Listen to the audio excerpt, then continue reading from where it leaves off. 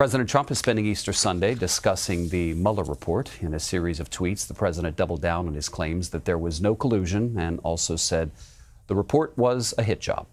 He also slammed what he said were the radical left Democrats and went on to write, quote, "This is costing our country greatly and will cost the Democrats big time in 2020.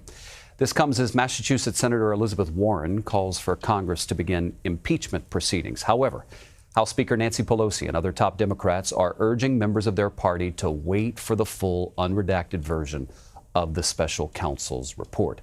But getting to the full report could prove to be a drawn-out fight for Democrats, quite frankly.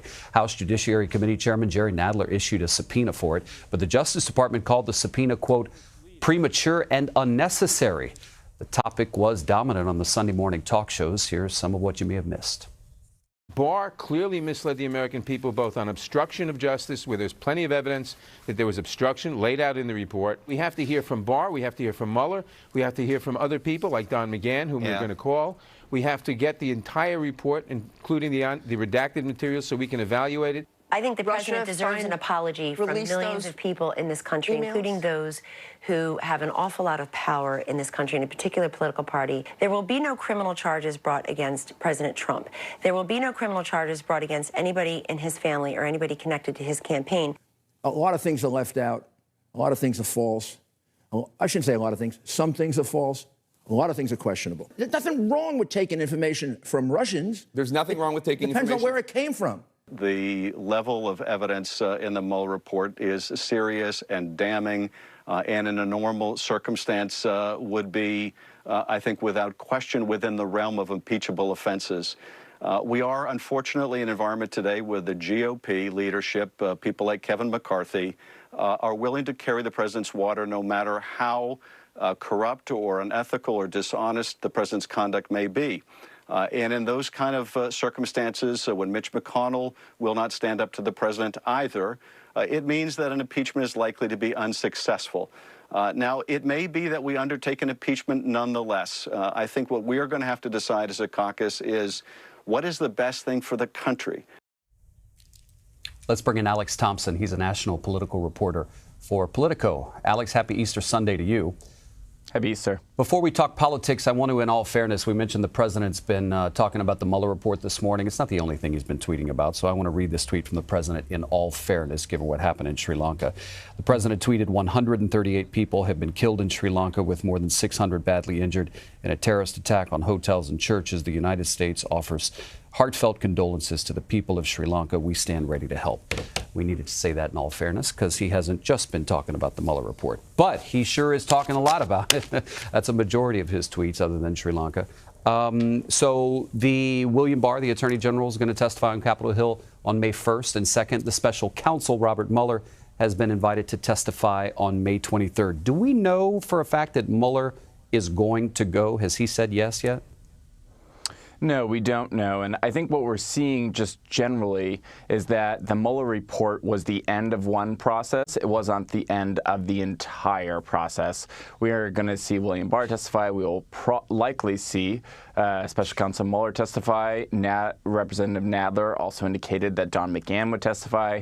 I imagine many of the people that are prominently mentioned in this report, maybe including Reince Priebus and several others, will be called to testify.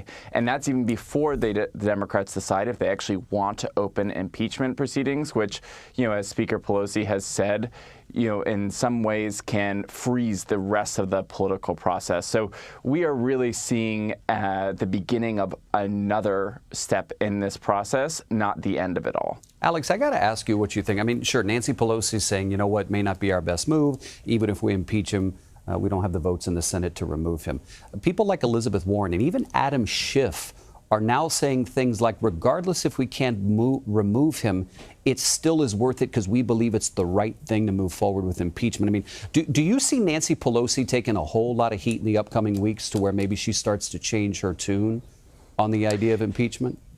Yeah, I believe that she's probably going to take a lot of heat, and she's probably going to take a lot of heat from some of the Democratic members who have the biggest microphones. You know, beyond Elizabeth Warren, you've already seen Representative Ocasio-Cortez, you've seen Representative Tlaib, you've seen several of the more prominent members of the freshman Democratic class. I also think that she is probably defending a lot of her most vulnerable members that will be up for re-election in 2020. So I think she is going to be getting a lot of pressure from both sides, which I think is why you've seen, even as Senator Warren has called for it, you've seen a lot of the other Democratic members in the House, Representative Nadler, play a little bit more coy on the impeachment question. But what do you mean by defending? Why would she be defending them? What is she defending them for? What do you mean? I think that a lot of the members that are up for re-election, the ones that are more vulnerable, do not want to have anything to do with impeachment. Gotcha. And at the same time, you know, they don't want to be vulnerable from their left. They would prefer not to take a very public position.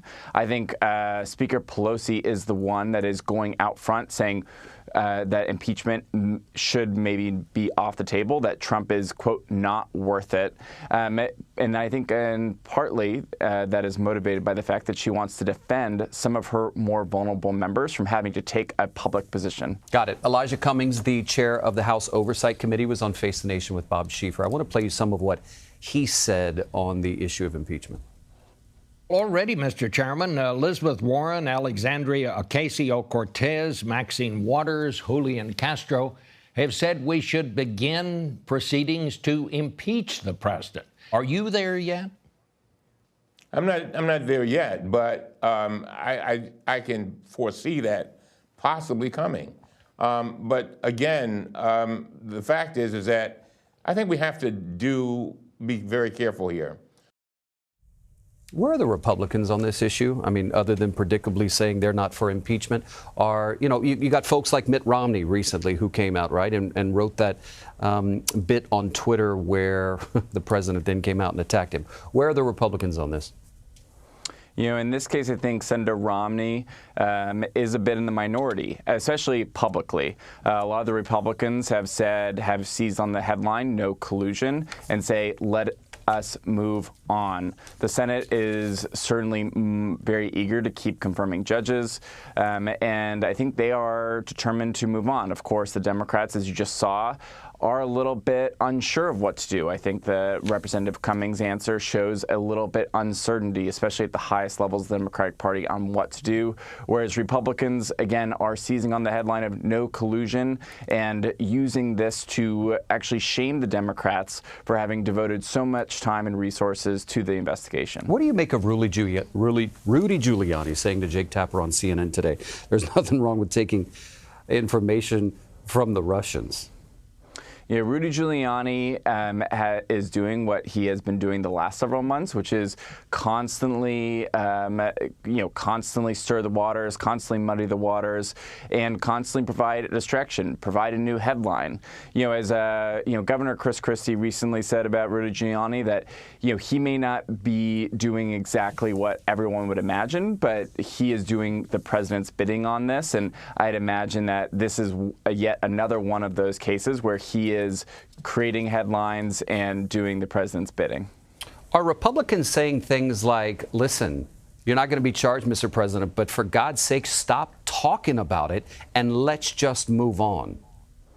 I think Republicans would like the president to do that on a number of issues. Anybody telling him that, though? I'm not sure if anyone is telling him that personally.